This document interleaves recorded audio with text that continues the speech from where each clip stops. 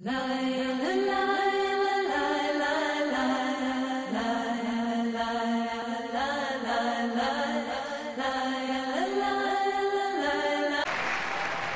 notion of anthropogenic global warming is a fraud. In other words, the idea that the planet is getting warmer and that human activity is somehow responsible is a pseudo-scientific fraud. It's a big lie. It's a monstrosity. Remember the Nazis, they had race science, race hygiene. They said Aryan blood is different from any other kind of blood. This was, of course, idiocy, a fantastic piece of nonsense. Today, we've got something similar. Global warming caused by human activity, and the answer to that is carbon tax plus cap and trade, according to the wishes of Al Gore, Prince Charles, and basically the entire world banking community, the world oligarchy. What they're trying to do with that is to perpetuate the current system where bankers rule the world, financiers rule the world, and the rest of us get the crumbs from the table. But remember, if you try to put on cap and trade and a global warming carbon tax with the idea that you're going to save the polar bears, what you're going to do is destroy human society. You're going to cause genocide on a massive scale. The deaths will be measured in the hundreds of millions and indeed in the billions. Just the idea of global warming means that there'll be no development for Africa, no development for the poorer parts of Southeast Asia, and no world economic recovery of any kind ever in our entire lifetime. So it's important to expose and fight the pseudo-scientific fraud of global warming. One more point about this. You don't need a climatologist to know that this stuff is a fraud. I'm a historian.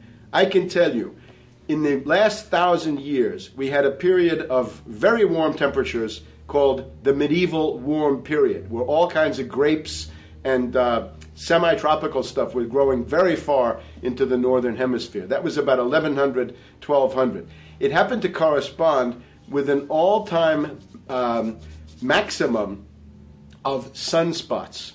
Right now, we can say that we're going into another maximum period where there'll be some warming, but we're well within the limits of the medieval warm period.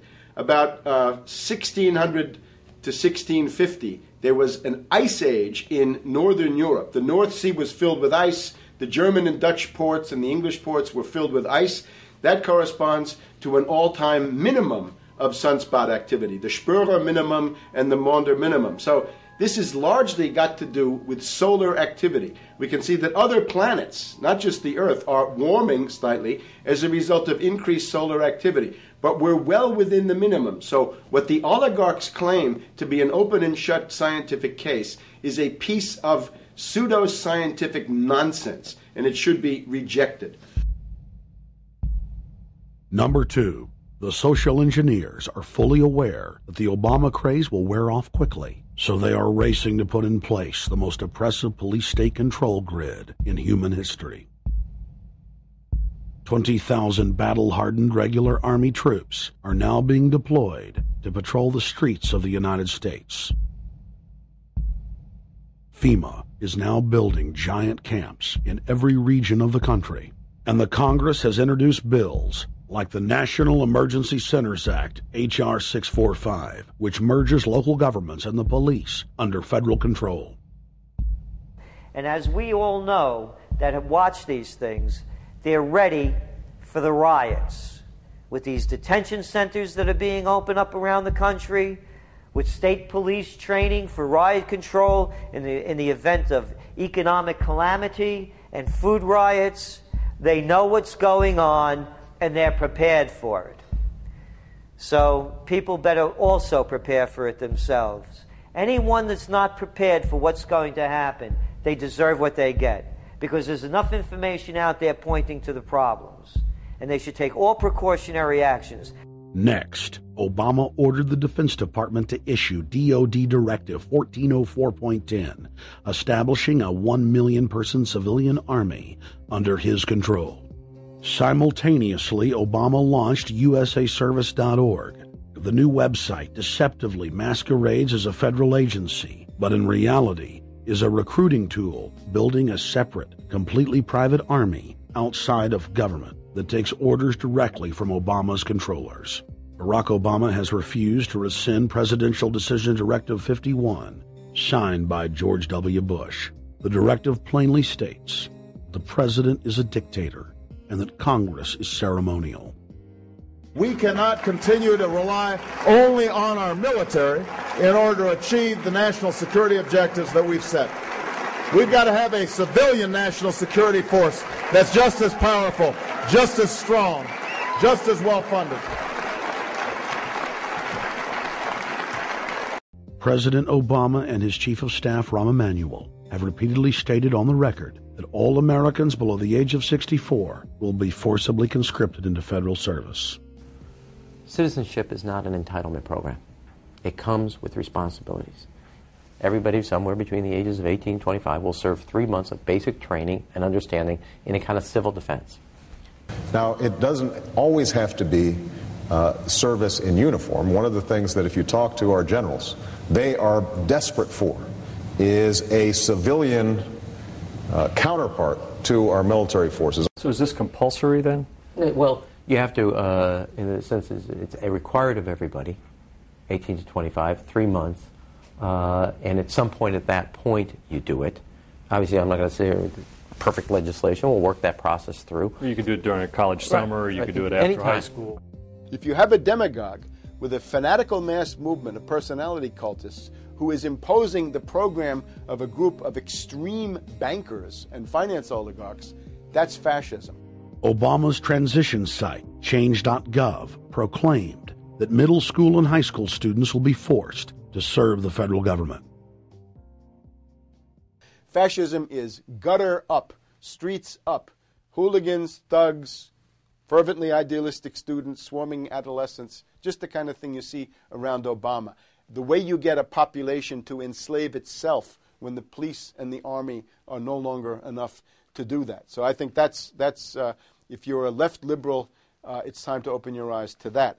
All young Americans between the ages of 18 and 24 will be conscripted into a paramilitary domestic security force. If Obama has his way, adults and seniors will also be forced into other forms of service for the betterment of the homeland. Number 3, disarming the American people. Obama operatives in the Congress have introduced more than 10 bills that would end the Second Amendment as we know it. H.R. 1022 would allow the new Attorney General Eric Holder the dictatorial power to ban any gun he wishes at will. In 2008, before the Supreme Court, in the D.C. gun ban case, District of Columbia versus Heller, Holder argued for the complete disarmament of the American people and that only the military should own firearms. H.R. 257 would ban all youth shooting sports, including YMCA and Youth Olympic shooting clubs. H.R. 45 would force all gun owners to undergo federal psychological screening, registration, and testing to keep their firearms. White House Chief of Staff Rahm Emanuel has proposed the extrajudicial banning of any American on the fraudulent no-fly list from owning any firearm. That is, if you are on the no-fly list because you are known as maybe a possible terrorist, you cannot buy a handgun in America. Over 25,000 Americans are added each month to the no-fly list, which numbers over 1 million people who have not been charged or convicted of any crime.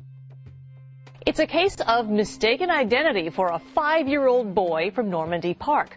He had trouble boarding a plane because someone with his same name is wanted by the federal government.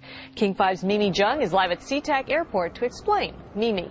Lori, it's hard to believe that a 5-year-old could be considered a threat, but that's exactly what happened here at SeaTac last week when Matthew Gardner showed up for a flight to LAX. As 5-year-olds go, Matthew Gardner is about as harmless as you can get.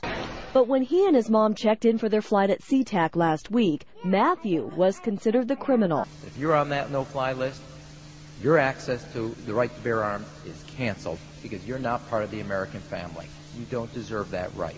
There is no right for you if you're on that terrorist list.